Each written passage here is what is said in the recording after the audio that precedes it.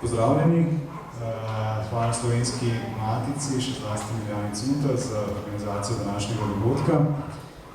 Danes je z mano Drago Bajt, velik poznavalec in izjemen prevajalec ruske književnosti, literarni zgodovinar, esejist, publicist, urednik, literarni kritik in tudi ugankar. Rusko literaturo v slovenščino prevaja že skoraj 50 let, prevedel nekatera najpomembnejša dela klasične, moderne in novejše ruske literature. Posebej pa je za njegov opus značilno, da poseže tudi po številnih manj znanih, vseeno intrigantnih delih te tradicije. Kar je vsekakor relevantno tudi za današnji pogovor, ko se bomo pogovarjali o enem izmed takšnih del. Za svoje prevodno delo je Drago Bajt prejel številne nagrade in priznanja, med drugim Sovjetovo nagrado, Župančičevo nagrado in nagrado Prešernovega sklada. Je tudi avtor več monografij o ruski literaturi in njenem vplivu. Najnovejša med njimi je ključna tudi za razumevanje slovenske literature 20. stoletja, kar seveda zadelo socialističnem realizmu, ki je prva celovita slovenska študija tega fenomena in nosi naslov Kar je sonce za luno, to je Rusija za nas.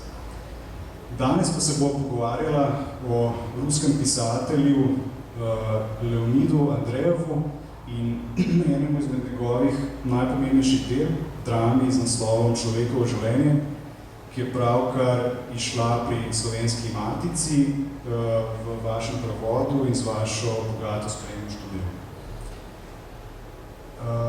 Zdaj, v njej zapišete, da so Andrejeva mnogi označevali za dediča kritičnega realizma 19. stoletja, sam pa se je imel za naslednika Tolstoja, Dostojevskega in Čehova. Tem opredelitvam, ki kaže na določeno mero izmuzljivosti, ki verjetno izvira iz precejšnje edinstvenosti tega opusa, zoperstaviti svojo ceno, namreč, da je bil Andrej v prvi vrsti modernist. Čeprav delno prideljujete temu, da je bil vpliv Tolstoja in Dostojevskega ključen pri oblikovanju njegovih značilnosti. Začnimo torej z neko osnovno opredelitvijo pomena Andrejeva v literarni zgodovini. Kar je morda pri Andrejevu še posebej fascinantno iz današnje perspektive, je to, da je bil njegov vzpon izrazito eksploziven. Skratka, na začetku 20. stoletja lahko o njem govorimo kot o eni izmed največjih ruskih literarnih zvezd. Obenem pa je bil prav tako in tudi prav zato fascinanten tudi njegov zaton. Že v zadnjih letih njegovega življenja, še bolj pa po njegovi smrti leta 1919, se v bistvu zanimanje zanj pospešeno zmanjšuje in se nazadnje vse v določenih desetletjih celo pomakne na obrobje zavesti literarne javnosti. V katerih značilnostih njegove literature vidite glavne vzroke za to, torej glavne vzroke tega silovitega vzpona in padca, oziroma drugače rečeno, kaj je pravzaprav bralce iz začetka 20. stoletja tako zelo privlačno na literaturi Andrejeva in zakaj ta slava ni bila tudi tragična? Ja, on, se pravi Leonid Andrejev, ni bil pripadnik nobene pesniške šole, gibanja, struje tedanjega časa in se je v različnih obdobjih tudi različno samoopredeljeval. Seveda, navajal je razne klasike, klasične avtorje, predvsem ruske proze, iz katerih naj bi izhajal, kot sta Dostojevski, Tolstoj, pozneje v dramatiki tudi Čehov. Vendar ni bil seveda klasični psihološki ali socialni realist, ko so bili v dramatiki tudi Ostrovski, pač pa se je opredeljeval, oziroma so ga kritiki opredelili za neorealista. To je bila ena skupina pisateljev z konca 19. začetka 20. stoletja, ki jih zlasti današnja literarna zgodovina, predvsem sovjetska in ruska, opredeljuje kot neorealiste, recimo Remizov, potem tudi Zamjatin in še nekateri drugi. Je pa značilno zanj, da je pač njegovo ustvarjanje v različnih ustvarjalnih obdobjih tudi potem, bi rekel, po teh značilnostih različno. Neorealist je bil v bistvu v začetni fazi, zlasti v prozi, v tistih povestih in novelah, ki jih je prevajal pri nas Vidmar, povest o 7 obešencih, Tema, Stena in druge, že tudi nekaterih, ki še niso bila takrat prevedena, se pravi v 20 letih, ko ga je pri nas začel, bi rekel, forsirati ravno Josip Vidmar. Pozneje, zlasti na vrhuncu svojega dramskega ustvarjanja v letih od 1908 do 1911, ko je doživel tudi, bi rekel, največjo popularnost in bil tako rekoč najbolj bran ruski pisatelj, pa se je že, bi rekel, opredeljeval oziroma je mogoče pač v njegovih izjavah, pismih in zlasti pa v mnenju kritikov zaznati številne prvine drugih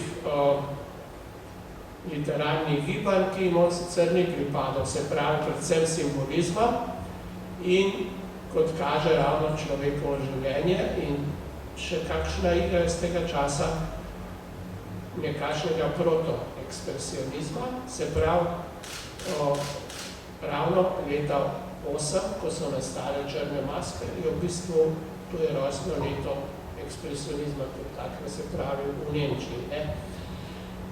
In pozneje je njegova dramatika spet prijela bolj, bi rekel, poteze klasične literature, post-čehovske igre v tako imenovanjem obdobju panpsihizma, ko se je on bolj po svetu spet upodabljen človeka v vseh njegovih psihičnih, psihofizičnih razsežnostih, miselnih in tako naprej.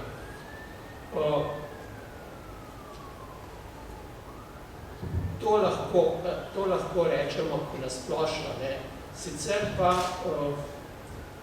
je pač treba posamezna dela gledati vedno v tej časovni perspektivi, kdaj so nastala, kako jih je dojemala tedanja kritika in tako naprej. Ta neorealizem je mogoče potem doživel svoj kritični trenutek prav v sporu z Gorkima. Sej Gorki je bil, bi rekel, začetnik poznejšega socialističnega realizma in je bil tudi realist, ampak v začetku je bil Gorki celo pristaš Nietzscheja v tem smislu, da je zagovarjal na človeka kot tistega, bi rekel, človeški subjekt, ki bo v tem času, ko naj bi Bog umrl, postal nosilec te svetovne ideje za osvoboditev človeštva. Vseeno bi se še malo zadržal pri tem razmerju z Gorkim, ki ste ga ravno omenili. Namreč tako za vzpon kot za recepcijo Andrejeva je bilo ključno ravno njegovo prijateljstvo z Gorkim, prijateljstvo vsaj v prvem delu literarne življenjske poti. Kot ste omenili, ste se z njim z Gorkim ukvarjali tudi v vaši monografiji socialističnem realizmu, kjer ste ga opredelili kot očeta doktrine socialističnega realizma in tudi zapisali v svojo študijo Andrejevu, da je del ruske publicistike Andrejevo označeval za realista in celo soborca Gorkega.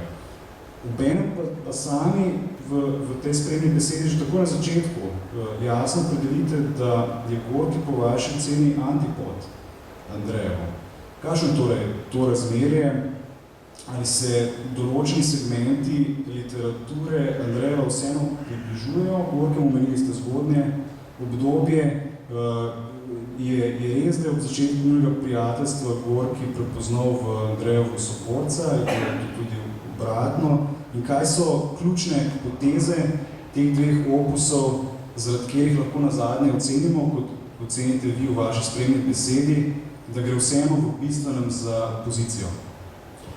Ja, z Gorkem so ga povezovali predvsem prijateljske stike in sodelovanje z revijo Zdanje, kamor ga je Gorki celo povabil kot sodelavca. In tam je vrsto let objavil ta dela. Drugače pa bi ga težko opredelil recimo kot nekega bistvenega pripadnika, čeprav neorealista, take vrste pisanja, kot ga je pisal Gorki. In to je pač izbruhnilo potem tudi v tistem sporu, ko sta se razšla. Seveda Andrejev je bil daleč od tistega gesla Maksima Gorkega, človek to zveni ponosno. On je namreč v bistvu gledal na človeka negativno, ne pozitivno kot Gorki. In v človekovem življenju je videl predvsem pot k smrti, se pravi v svetu, ki je zaznamovan smrtjo, in človek se celo življenje vidi v bistvu po stopnjah proti smrti. To je bilo čisto v popolnem nasprotju z poetiko Gorkega. Poleg tega so njegova tematika in motivi so bili taki, ki so bili deleč od teh motivov Maksima Gorkega. Zato so ga imenovali recimo pevec groze in mora že. Potem apologet smrti in tako naprej. To je bilo nekaj drugega, kot recimo je zagovarjal Gorki. Saj tudi njegova filozofska izhodišča so bila povsem druga, recimo filozofska Schopenhauerja do Nietzscheja, potem že to tudi že povzeto, Nietzsche povzet v Dostojevskem, o tem, da je Bog mrtev in da je zdaj vse dovoljeno v svetu, kjer ni Boga, je pač človek Bog oziroma človek, ki postane nad človeka.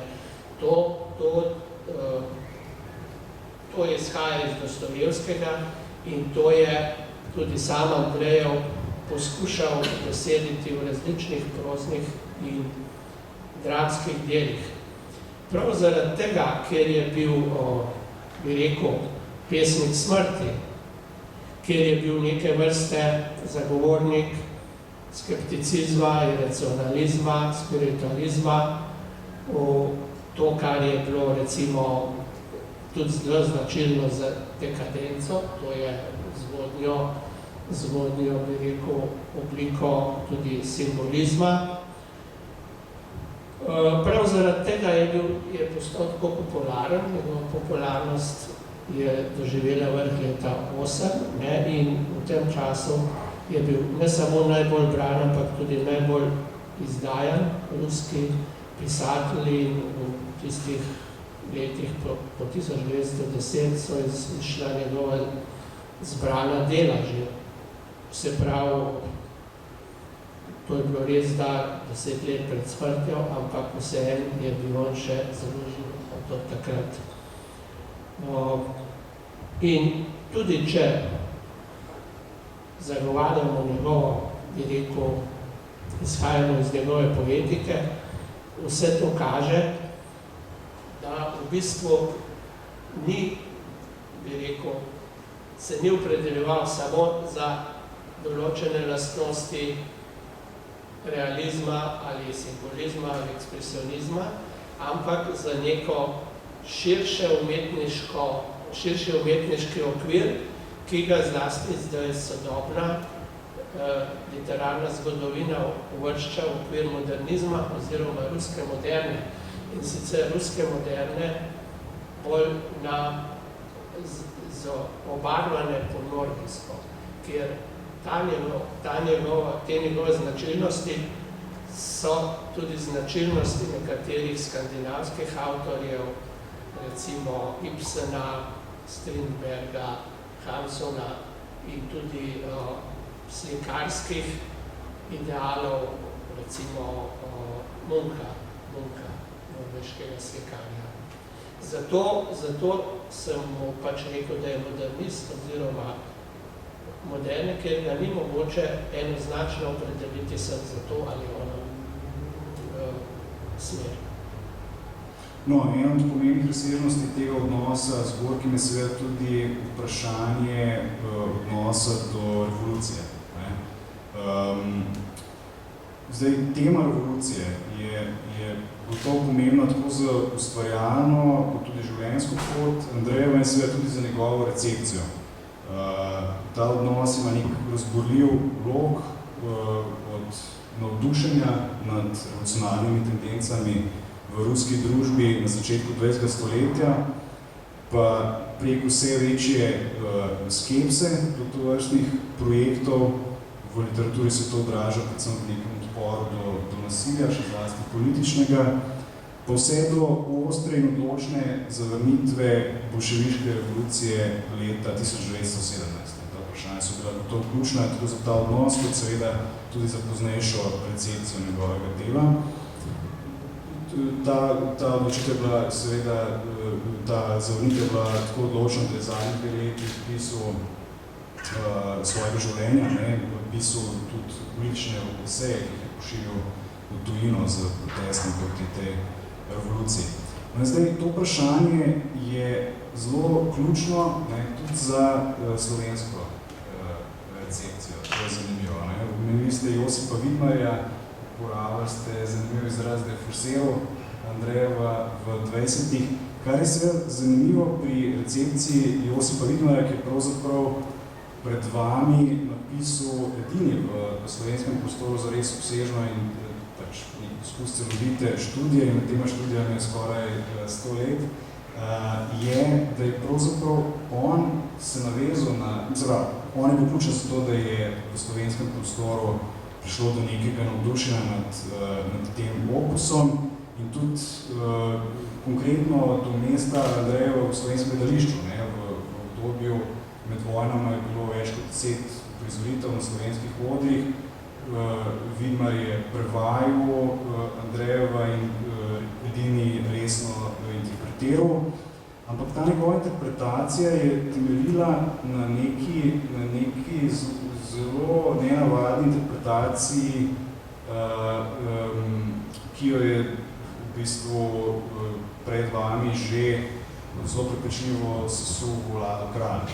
Namreč, da je pri Vidmarju ključna predpostavka, kot zapiše v svojem tekstu Bogoiskanje Leonida Andrejeva, da je Andrejev v svoji povesti o 7 obešenih, ki ste preomenili, ta je šla 2 leti po človekovem življenju, odločno izrekel za revolucijo. Vidmar celo zapiše, da večjega priznanja revolucija ni doživela nikdar. Zdaj, zanimivo je seveda, da ni samo Vlado Kralj prepričljivo pokazal v svoji interpretaciji Črnih mask, to, kar meni, ki ga tudi vi delite, skratka, da temu ni tako, ampak da se od tega distanciral tudi sam Vidmar po vojni, ki se je po vojni distanciral od svojega mladostnega navdušenja nad Andrejevim, v prvi vrsti prav zaradi njegovega odnosa do revolucije. Skratka, tukaj je precej spremenil pozicijo. Pa do Boga. No, zdaj, tukaj to je moje v bistvu vprašanje. Če mi rekli ste, skratka, da se tukaj dogajajo, tukaj se že približujemo drami človekovo življenje, neka nek v bistvu razmislek v horizontu smrti Boga, ki je povezan z Dostojevskim in Ničem. Konkretno pri Dostojevskem lahko govorimo seveda o tej ideji, ki se povezuje z v bistvu Ivanom Karamazom, se pravi, ni Boga, torej vse je pa zvesi. Tako, in pa seveda z Ničem, nič ni resnično, vse je dovoljeno, in ta v bistvu ideja odmeva seveda v slovenski literaturi tudi zelo močno pri Bartolu, s katerim ste se izčrpno ukvarjali. Ampak kar je fascinantno pri Andreju, je to, da pravzaprav on te tezi ne pritrjuje zares. Skratka, pri njem bi lahko rekel, da na nek način držita oba prva dela te dveh forme. To je gotovo neka literatura, ki izraža neko izgubo ver, ali pa boj, saj je zelo močen z religioznim vprašanjem. In na drugi strani tudi neko nenavadno krhanje resničnosti. Ni pa to literatura, ki izreka vse je dovolj. To je tudi konec koncev ključ njegovega odpora do revolucije, skratka, nek globok humanizem, neko prepričanje, da se vendarle v tem soočenju z Ničem oblikuje neka etična zahteva. Kako si to razlagate? Kako pravzaprav ta literatura skrajnega pesimizma, vi ga imate kozmični pesimizem, pride do v bistvu neke etične zahteve, do nekega nasprotovanja nasilju in v bistvu odpora do nekega radikalnega utopizma? Ja, če začnemo z revolucijo, seveda Andrejev je v različnih fazah svojega ustvarjanja zagovarjal tudi različen odnos do revolucije, do nasilja, do terorja in tako naprej. Zato imamo nekatere junake, ki so bili kot revolucionarji potem obsojeni na smrt, to so 7 obešenih. Imamo potem tudi različne druge načine smrti, ki so bili povezani z nasiljem in do katerih se je tudi sam Andrejev kot literat recimo različno lahko opredeljal. Se pravi, on je v svoji literaturi preskušal različne stopnje v človekovem življenju glede na nasilje, teror, revolucijo. V bistvu se je pa politično opredeljeval že proti revoluciji leta 5 in radikalno pa proti bolševistični revoluciji leta 17. Takrat se je tudi preselil na Finsko, iz tedanje Rusije. Sicer je to bilo tam dosti blizu v Leningradu, pa v Finskem, v tem zalivu, ampak v bistvu se je odločil, da ne bo živel na ruskem ozemlju.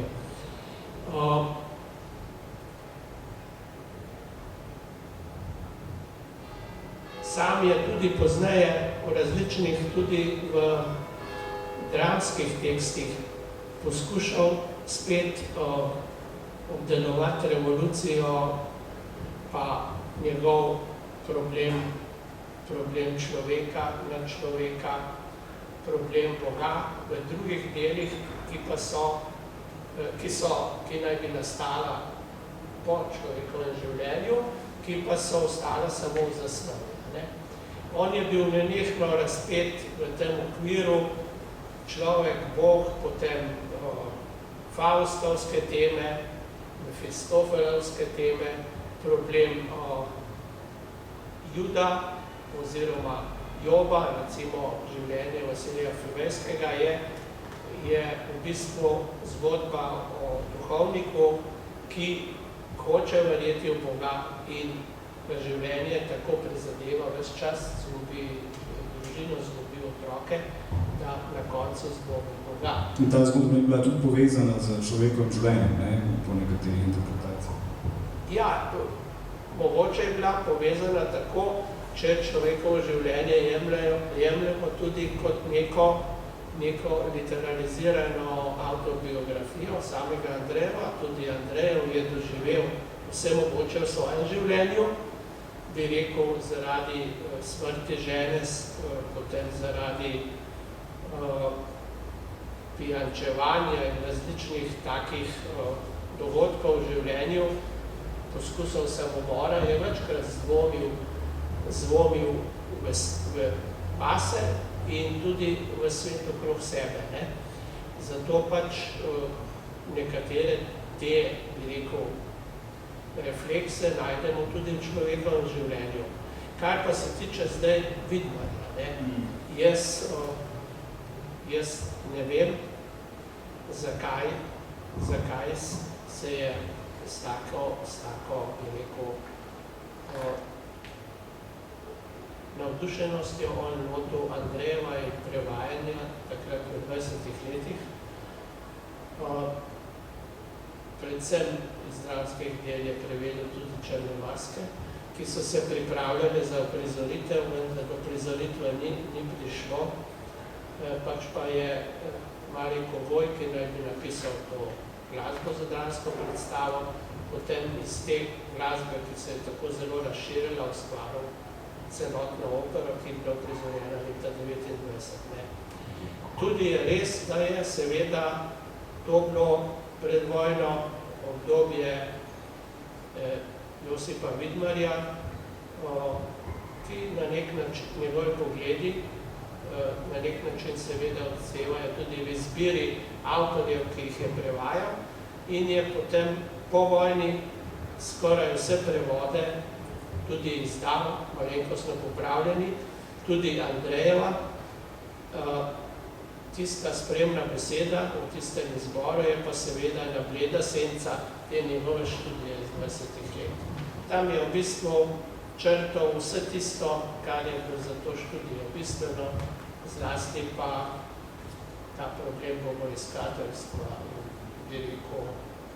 No, se pravi, Vidmar se je očitno zelo dobro prilagajal tudi politični situaciji pri nas tedaj in je bil pač naklonjen političnemu sistemu tedaj. Težko bi kaj drugega rekel, zakaj, kaj je tako zelo pritegovalo recimo Vidmarja pri Andrejevu, da se mu je dosti posvečal, se je tudi poskrbel za nekatere prevode in tudi verjetno tudi za uprizoritve teh prevodov pri nas, ne? Ker je on je takrat bil precej vpliv tudi v slovenskem gledališču. Zdaj smo se že nekako dotaknila človekovega življenja.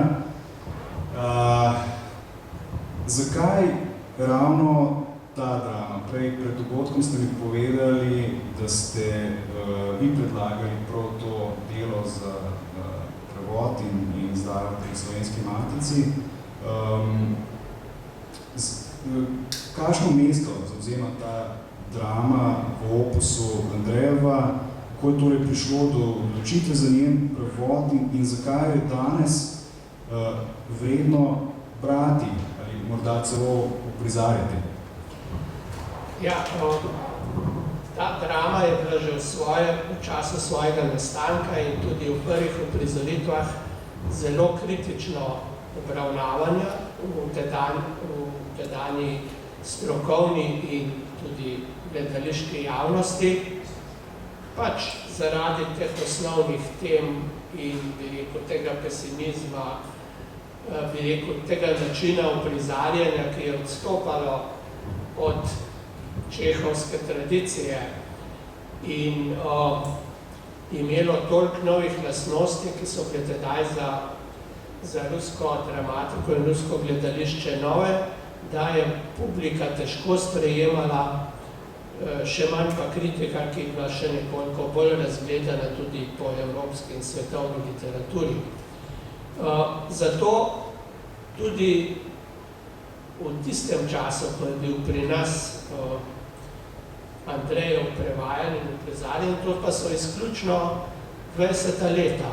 Od leta 19 do leta 25 je bilo 6 slovenskih uprizoritev Andrejeva in potem vse do danes nobene več.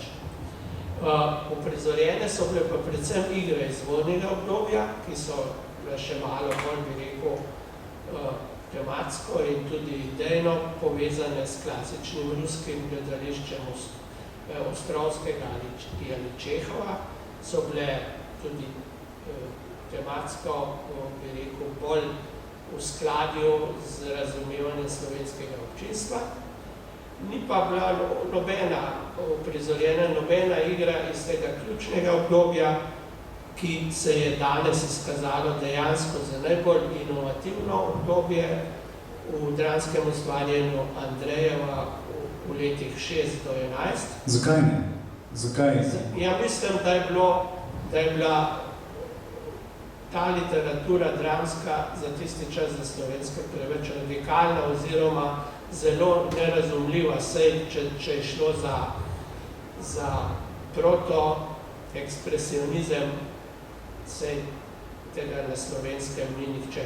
Verjetno pa tudi zaradi istih razlogov kot v Rusiji, namreč te uprizoritve so v Rusiji kritizirala tudi cerkev in tudi cerkev je dosegla nekaj prepovedi uprizarjanj po ruskih mestih, in verjetno je bil ta katoliška usmerjenost, bi rekel, slovenskega človeka že sama po sebi neka ovira, da bi se taka literatura, bi rekel, na množično prikazovala tudi glede. Vse kolikor vem, se je tudi ekspresionizem tedaj, ko je bil na začetku in v sponu, ni bil pri nas uprizarjan.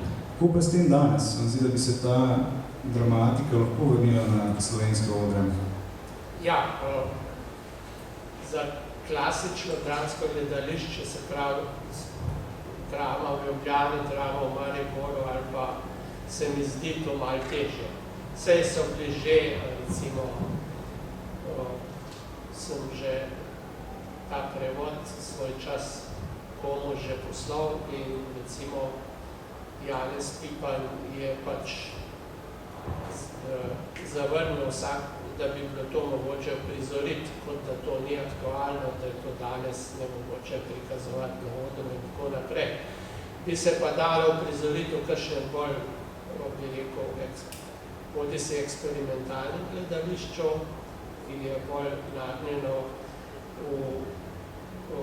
na stran, bi rekel, nerealističnega gledališča, če tako rečem, ali pa v kakšnem, bi bilo to možno prizoriti kot nek spektakl, Gesamtkunstwerka, celostne umetnine, ker ta igra je v vseh svojih elementih prav zato pridobila tudi nek status ključne igre v dramatiki Andrejeva, kjer so vsi njeni elementi povezani enovito v neko celoto in tvorijo pač usklajenost tistega, kar je poskušala doseči celostna umetnina, se pravi idejno, vizualno in scena, kostumi, vse to povezati v nek spektakl celostne umetnine. Skratka, če prav razumem, na odru bi po vaše lahko, na sodobnem odru bi lahko funkcionirala, ste pa skeptični glede tega, da se to lahko v kratkem pri nas uresniči. Zlasti je bilo nesmiselno recimo prirejati to igro za sodobnost. Bi rekel, ker ta igra je tipična igra nekega časa, v bistvu ekspresionističnega, simbolističnega časa in s posodabljanjem, bi rekel, z vnašanjem sodobnih elementov, kar se pogosto dela recimo pri Cankarju, ki je tudi v tistem času pisal in vnašajo potem neke elemente sodobnosti, bi bilo to nemogoče, ker ti liki so nekonkretni, ne? Ti liki so abstraktne, liki esence, ki preko, se pravi, ki preko nekih stvarnih oblik prihajajo, recimo, do nas. To je bistvo človekovega življenja, tam nastopajo, bi rekel, raznovrstni liki, ki nimajo svojih konkretnih lastnosti, nimajo svojih imen in tako naprej. Ne vem, kako bi se to, če bi to poskušal konkretizirati v našem prostoru, to bi bilo potem povsem nekaj drugega. Smo nekako govorili o gledaliških razsežnostih tega dela, kaj pa brane, v kakšnem smislu in zakaj je po vaše dragoceno, da je slovenskemu občinstvu, slovenski literarni publiki dostopna ta drama? Ja, prav zato, ker sami nimamo ne v gledališču, niti v samih besedilih tako razvite te, bi rekel, poetike, simbolizma in ekspresionizma, kot je recimo ravno tudi pri Andrejevu. Bom naštel nekaj lastnosti, recimo simbolistične poetike, ki jo najdemo v tej igri Človekovo življenje. To je v bistvu, povzemam v glavnem to, kar Lado Kralj navaja za Maeterlinkovo, recimo, simbolistično dramo. To je statična drama, kjer so vsi ti liki delujejo kot neke marionete. So neaktivni, med pomembnimi temami so zlasti tema smrti, tema neznanega, tema strahu, neke slutne, molk na odru in, bi rekel, neki dialogi dvojne vrste, eni, ki govorijo sami ti liki, in dialogi, ki so nekje v ozadju, ki jim ti liki kot prisluškujejo, slutijo, kot da slišijo nekaj neznanega in tako naprej. Recimo, vse te značilnosti najdemo tudi pri Andrejevu. Kot ekspresionistične značilnosti, čeprav pač značilnosti začetnega ali protoekspresionizma, so pa recimo tele lastnosti, antimimetičnost, kot sem rekel, to ni posnemanje, to ni življenje v realnosti, posnemanje realnih likov, ampak oddaljevanje teh likov v smeri abstraktnih idej. Te ideje naj bi prinašale tisto skrito stran življenja, irealnost stvarnosti, preko seveda nekih stvarnih oblik. Potem deformacija, se pravi, s tem se sama stvarnost tudi deformira. Osebe so depersonalizirane, imamo razkroj subjekta, razkroj človeškega bitja, recimo mehanizacija človeka v njegovem obnašanju, kretnjah, govoru, tisto, kar je značilno za lutke, za marioneto. Seveda vse to izhaja tudi iz nekega ozadja, iz te poetike splošne Andrejeva. In potem še stilizacija, recimo, to je bilo zelo kritizirano, da Andrejev v bistvu ne prikazuje stvarnosti, ampak vse je samo stilizacija, abstraktizacija neke konkretnosti in seveda to občinstvo tedanjega časa nikakor ni razumelo kot nekaj pozitivnega. In zaradi teh lastnosti, ki se jih da razbirati iz branja drame, je pač tekst še pač zelo zanimiv tudi za literarno zgodovino, pa za preučevanje pri nas, kjer ravno Lado Kralj, tudi pri tistih delih, ki so v literarni zgodovini veljajo za ekspresionistična. Ne? On trdi, da je v bistvu to samo neka vrsta simbolizma, da praktično mi ekspresionizma v slovenski literaturi sploh nimamo, ne? In že ta tekst, poleg dejanskih ekspresionističnih tekstov v Nemčiji, recimo v Avstriji in še kje, dokazuje, da vendarle te take lastnosti, ki jih zapažamo pri analizi Andrejeva, lahko odkrivamo tudi v slovenski dramatiki. No, se po Vlado Kraljev slovenska literatura, zlasti z Mariborske univerze,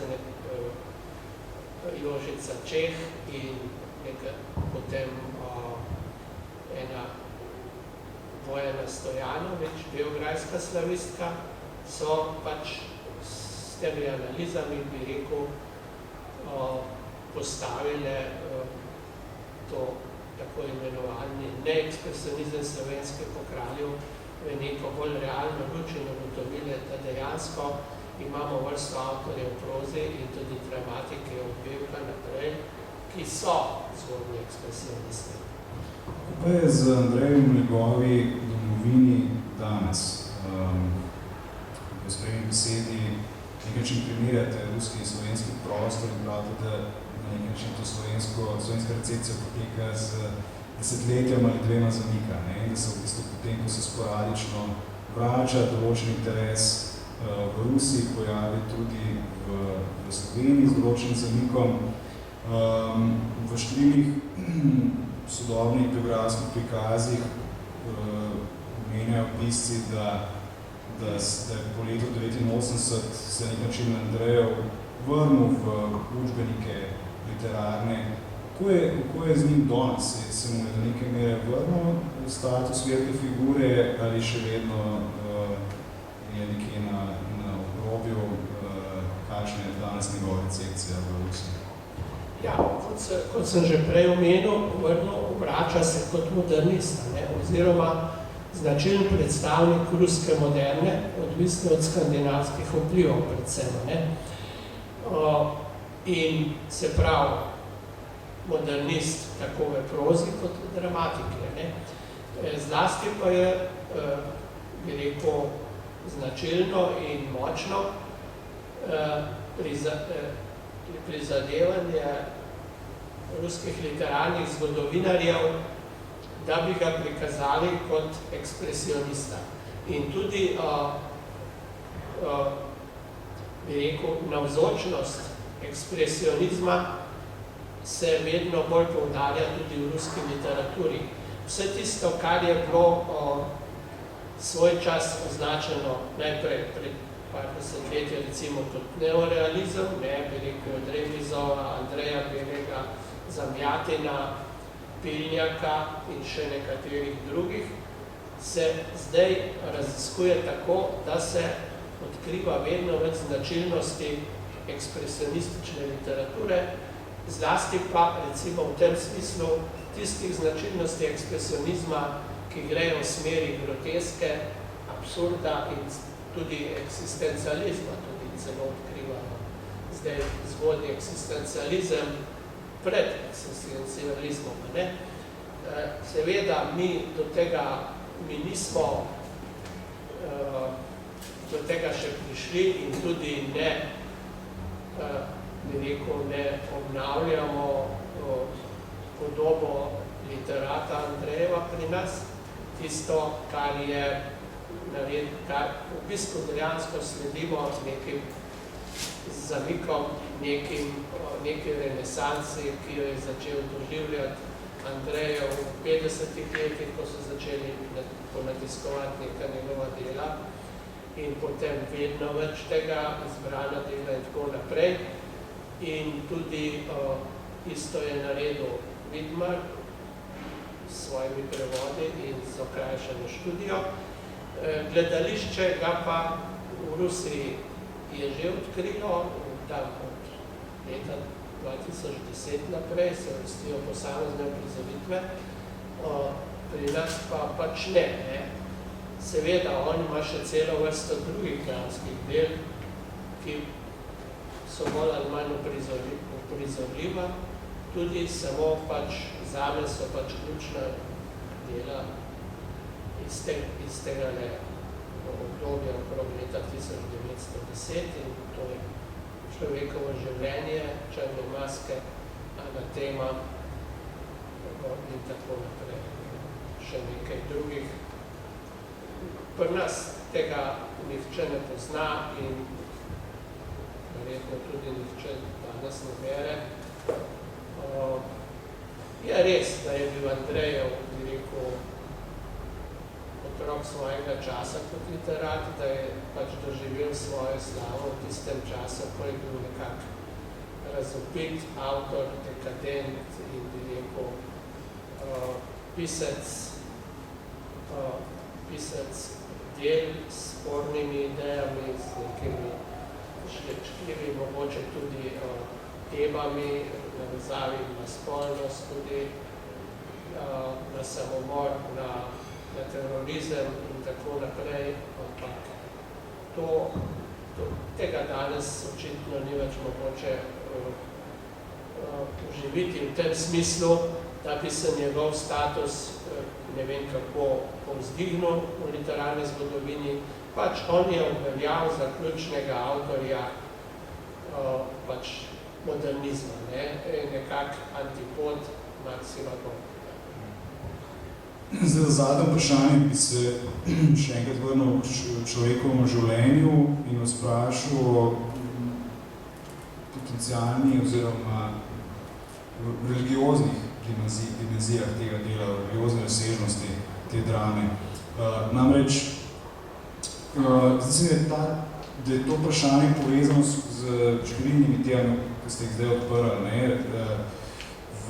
Recimo, če se naveževa še na vaše širše prevodno delo, pred kratkim ste prevajali religiozne izvore ruskega komunizma, knjigo Berdjajeva, v kateri... Ne ravno religiozne, pač pa idejne. Pardon, ne, se pravičujem, ampak v bistvu želel sem navezati ravno na njegovo idejo o religioznih izvorih. Pravi v bistvu v nekem segmentu te knjige, da del ateizma, ki je bil po njegovem v jedru revolucije, razume pravzaprav kot neko razumevanje krivičnosti sveta, zaradi kjer pravzaprav ni mogoče, da bi pravzaprav Bog obstajal, kot na nek način skoraj kot obrambo Boga zaradi krivičnosti. Skratka, svet tako krivičen, da ni prav, da bi sploh priznavali Boga. To imenuje on kot nek tak, mislim, da uporabi izraz dobronamerni ateizem, ki pa ga seveda povezuje z katastrofalnimi posledicami. Zanimivo je tudi, da Vidmar kot eno od form zgodne literature Andrejeva opredeli tako, Boga ni, kaj ti življenje je strašno. Da je to v bistvu eno pomembnih tem Andrejeva. Zdaj, človekovo življenje je pravzaprav neka zelo intrigantna drama prav v tem smislu. Namreč, ključna figura, seveda poleg tega človeka in ljudi, ki ga obkrožajo, je nekdo Vasilij, to je pač neka figura skrivnostna, ki prižge to življenje, potem tudi stalno bdi ob tem človeku, vedno, ko se pravzaprav človek in njegova žena in drugi nastopajoči obračajo na to, kar sami imenujejo Bog, se v bistvu obračajo v smer, kjer ta figura stoji. Skratka, religiozna tematika je stalno v središču tega dela. Obenem gre za zelo podobno naracijo. Na neki točki pravzaprav se ta moški, ta ženska, ki verujeta, ki se v bistvu obrneta iskreno na Boga, ko v bistvu začutite, da je preprosto vse kar se dogaja, to grozljivo, da ni sploh mogoče, ne, da bi Bog obstajal, ta moški prekovne Boga oziroma tudi to figuro na način in spekulira o tem, kaj pravzaprav ta figura je, če ni to, kar po v bistvu ceni krivičnosti sveta sploh ne bi smela biti. Ne. In zdaj, to je zanimivo, namreč, če povežemo s to idejo Bardijajeve, in rečem tudi v bistvu z eno od formulacij Vidmarja, ki v bistvu govori o človekovem življenju, pravi, da poleg smrti Boga, da se odvije tudi neka smrt osebnosti, ne, v tem delu, v bistvu menjam marionete, ne, dejansko je tukaj eno od teh nevarnosti, ki ta človek zgubi nek temelj, ne? Tako. To je razvidno iz tega. Zdaj, kar me zanima je to, ne, v kakšen smislu se ta ateizem oziroma grožnja ateizma, ne, iz katerega je pravzaprav Andrejev izpeljal nek humanizem, nek odpor do nasilja, ne. V kakšen smislu se ta ateizem razlikuje ali se razlikuje od ateizma, ki je zaznamoval in dal neko pomembno osnovo ruskem komunizmu, ki se je seveda stopnjeval v neko nasprotje te pozicije? Ja, to je zame malo pretežko vprašanje. Jaz se bom pač omejil samo na tole dramo, kaj je tukaj nekdo vsiven. To je pač namestnik Boga, po smrti pravi. To je namestnik Boga, kateremu se tudi človek in njegova žena v tistih nagovorih obračata, kot v neki molitvi, recimo. Ampak oni se obračata eksplicitno v Bogu. Oni se obračata v Bogu v smeri, kjer stoji nekdo v sebi. Boga nagovarja prav preko nagovora v tisti smeri, kjer stoji ta nekdo v sebi. Kot sicer te osebe, ki delujejo na tej ravni, ki delujejo na tej ravni, ne vidijo in ne poznajo tega nekoga vsiven, kakor ne poznajo tudi tistih zborov, ki se pogovarjajo med sabo, različno ki so sojenice, rojenice in tako naprej, se ne slišijo med sabo, imajo vsak svoj monolog in pogovor med sabo, ne slišijo drugega, so mogoče samo slutijo in še nekaj je. In ta nekdo vsiven je pač nadomestek Boga, ampak v obliki človekove usode. Usoda, ki giblje potem vse na svetu in bdi nad človekom kot tisti, ki giblje ljudke na ljudkovnem odru. Jaz bi v glavnem v tem smislu interpretiral tega nekoga vsiven. Ta nekdo vsiven seveda deluje v nekem času, ki ni ta neposredni človekov čas, kjer se gibljajo ti abstraktni liki, človek, zdravnik, njegova žena in tako naprej. Vsi ti liki so neki nosilci posamečnih idej, medtem ko je nekdo vsiven nad vsem tem. In tudi na neki drugi časovni ravni, ki je ta časovna raven je neki večni čas oziroma nadčas, ki je nad človekovim časom, se pravi nad časom človekovega življenja. Je pa seveda določa človeka v bistvu, ne, in tudi tiste, se pravi, pomočniki tega nekoga vsiven, ko so te starke pijance, ki komentirajo dogajanje, so tudi na neki ravni, ki ni dojemljiva tem človeškim likom, ampak samo potrjujejo pa idejo oziroma misel o nekoga vsiven, to je kot simbol oziroma alegorija usode ki določa. Seveda, to je vzeto iz ta zamisel takega sveta. To je vzeto iz baroka, iz baročnega gledališča, tudi iz srednjeveških misterijev in moralitet in tako naprej. To zdaj ni, bi rekel, izum Andrejeva, izvirn, ampak ta tradicija je obstajala. Ta tradicija je obstajala, da je človekovo življenje samo pot k smrti. Ta tradicija je obstajala tudi v tem slikarstvu Dürerja, Goje in drugih. Seveda, vse v tem okviru, takem svetu, kjer ni Boga, tudi ki je svetu, ki mu vlada samo usoda, s katero človek ne more, s katero človek ne more upraviti, ki ga vse določa, je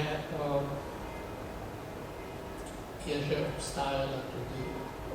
V takem svetu je bistvena smrt. Pa vendar s temi opredelitvami ni prepričal čisto vseh, namreč 2 leti po človekovem življenju Tolstoj izreče besede: Andrejev nas straši, ampak mi se ne bojimo. Ja, lahko. Najlepša hvala, Drago Bajt. Imamo še kakšno vprašanje iz publike. Potem se vam vsem zahvaljujem, da ste bili danes z nami, zahvaljujem se Slovenski matici in se